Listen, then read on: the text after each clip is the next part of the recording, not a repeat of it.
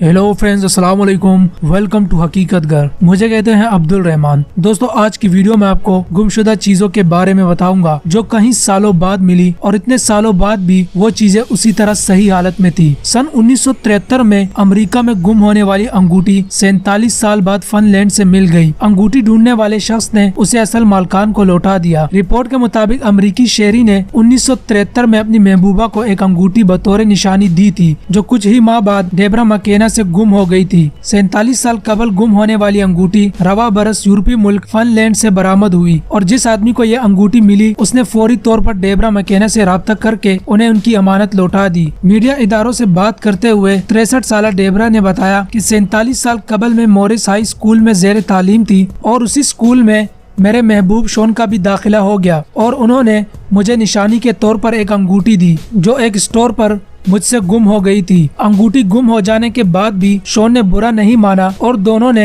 1977 में आपस में शादी कर ली और 2017 तक दोनों साथ रहे और फिर शॉन की मौत वाकया हो गई। डेबरा ने बताया कि शॉन की दी हुई अमानत को हम दोनों ही भूल चुके थे, लेकिन 2020 में फिनलैंड के शहरी मार्को ने मॉरिस हाई स्कूल से राब्ता करके बताया कि इन्हें एक अंगूठी मिली है जिस पर स्कूल का नाम और SM के हरूफ लिखे हुए हैं। मार्को ने हाई स्कूल से राब्ता करके अंगूठी से मुतल्लिक बताया तो स्कूल इंतजामिया समझ गई कि SM का मतलब शॉन मैकेना है और उन्होंने मुझे फोन करके बताया कि तुम्हारी 47 साल कबल गुम हो जाने वाली अंगूठी मिल गई है। अंगूठी दोबारा मिलने की खबर सुनकर मेरी 47 साल पुरानी यादें दोबारा ताज़ा हो गई और मैं अपने शोहर को याद करके आबदीदा हो गई जो 2017 में मर चुके थे। मीडिया का कहना था इस बात का आज तक किसी को इल्म नहीं हो सका कि अंगूठी अमेरिका से फिनलैंड कैसे पहुंची। दोस्तों, ये वाकया चीन में पेश आया। चीनी शहरी को 8 माह बाद अपना वो फोन बिल्कुल सही सलामत वापस मिल गया जो वो दरिया किनारे भूल कर आ गए थे। रिपोर्ट के मुताबिक जोहो नामी चीनी शहरी 8 माह कबल अपना मोबाइल दरिया किनारे भूल गए थे। इन्हें चंद रोज कबल अपना गुमशुदा फोन बिल्कुल सही सलामत वापस मिला।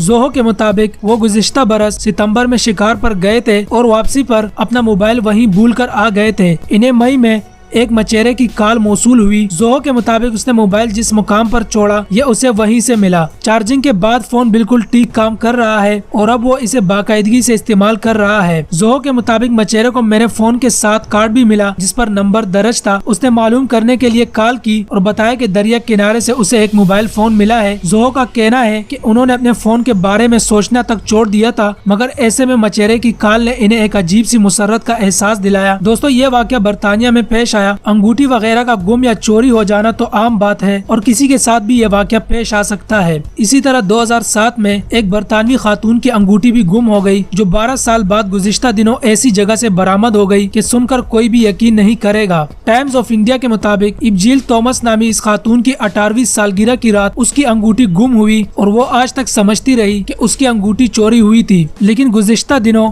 उसे एक चींक आई और उसकी वो गुमशुदा अंगूठी उसकी नाक से बाहर आ गई। हैरान कुन तौर पर उसकी अंगूठी गुम नहीं हुई थी बल्कि उसकी नाक में फंस गई थी। इबजील खुद नहीं जानती कि अंगूठी उसकी नाक में कैसे गई। ताम उसका ये कहना है कि आज तक उसे नाक में अंगूठी की मौजूदगी का एहसास तक नहीं हुआ। मुझे कभी नाक में कोई तकलीफ नहीं हुई और न कोई मसला पेश आया। ये चांदी की बनी हुई अंगूठी थी जो मुझे बहुत पसंद थी और तवील अरसे तक इसके चोरी होने का मुझे दुख रहा। दोस्तों, ये वाकया न्यूयॉर्क में पेश आया। बाज औकात घर में ही कुछ चीजें गुम हो जाती है और लाख कोशिश के बावजूद मिल नहीं पाती और फिर अचानक ऐसी जगह से मिल जाती है जिसका तस्वुर भी नहीं किया जा सकता। ऐसा ही कुछ हुआ अमेरिका में, जहाँ एक खातून अपनी शादी की अंगूठी खो बैठी और काफी तलाश के बाद वो ना मिल सकी। उसी दौरान इन्हें अपने 14 माह के बच्चे को पेट में दर्द की वजह से अस्पताल ले जाना पड़ा, जहां जब डॉक्टर्स ने इसरा किया तो इससे सब हैरान हो गए क्योंकि अंगूठी बच्चे के पेट में मौजूद थी। डॉक्टर्स ने बच्चे को 8 घंटे तक अस्पताल में रखकर फारिग कर दिया, जबकि डॉक्टर्स का कहना है कि अब ये अंगूठी कुदरती अमल से ही बाहर निकल आएगी। बच्चे के वालिदैन का कहना है कि उसे अंगूठी से कोई तकलीफ नहीं। ताहम डॉक्टर्स का कहना है कि अगर 2 हफ्तों तक अंगूठी बाहर न आई तो फिर मेडिकल तरीके से निकाला जाएगा। दोस्तों, ये आखिरी वाकया आपको बताता चलूं। 2 साल से गुम समंदर में खो जाने वाले कैमरे की कहानी जो गैर मामूली लगती है क्योंकि यह कैमरा अब न सिर्फ मिल चुका है बल्कि जल्द ही इसके मालिक को पहुंचा दिया जाएगा। यह कैमरा ताइवान के साहिल पर मिला है और वाटर प्रूफ केसिंग की वजह से अपनी असली हालत में है। यह कैमरा स्कूल के बच्चों और उनके उस्ताद को मिला जिन्होंने फिर यह फैसला किया कि वो फेसबुक के जरिए इसके मालिक तक पहुँचाने की कोशिश करेंगे और हुआ ये, इन्हें एक ही दिन में कैमरे के मालिक का पता चल गया। यह कैमरा सेराना नामी एक लड़की का है। BBC से बात करते हुए उनका कहना था कि मुझे यकीन नहीं आ रहा, मैं उस वक्त हैरत में गिर गई जब मेरे दोस्तों ने मुझे इस पोस्ट और तस्वीर के बारे में बताया। सेराना जापान की एक यूनिवर्सिटी के तुलबा और तालिबात के ग्रुप में शामिल थी जो यहाँ ओकिनावा में छुट्टियां गुजारने के लिए आया था। ये जगह ताइवान से 2450 किलोमीटर की दूरी पर है और वहीं सेराना का कैमरा गिर गया था।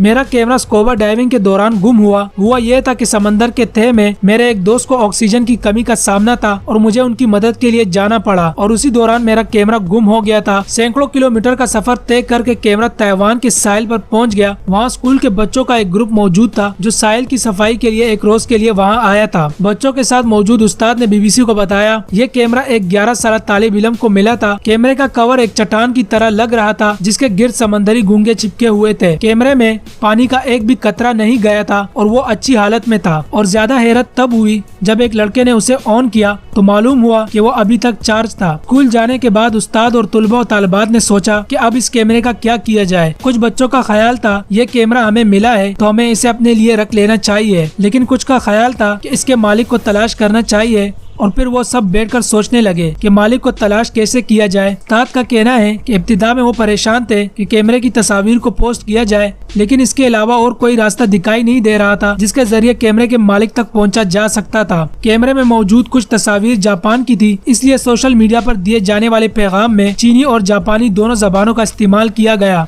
कैमरे के मालिक तक पहुंचने से कबल एक ही दिन में इस पोस्ट को 10,000 बार शेयर किया गया। बीबीसी से बात करते हुए उनका कहना था कि अब वो जून में ताइवान जाकर टीचर और स्कूल के बच्चों का शुक्रिया अदा करना चाहती है जिन्होंने गुमशुदा कैमरा इन तक पहुंचाया। तो दोस्तों आज की वीडियो का इख्तिताम करते हैं। इस वीडियो के हवाले से अपनी राय का इज़हार कमेंट बॉक्स में जरूर कीजिएगा। इसी के साथ हमारे चैनल हकीकत घर को सब्सक्राइब करें और साथ घंटी के निशान को भी दबा दें। दोस्तों अगर आप मुझे इंस्टाग्राम पर फॉलो करना चाहते हैं तो मैंने लिंक डिस्क्रिप्शन में दे दिया है। इसी के साथ मुझे इजाजत दे, फिर मिलेंगे किसी नई वीडियो के साथ। तब तक अपना बहुत सारा ख्याल रखें, दुआओं में याद रखें। अल्लाह हाफिज।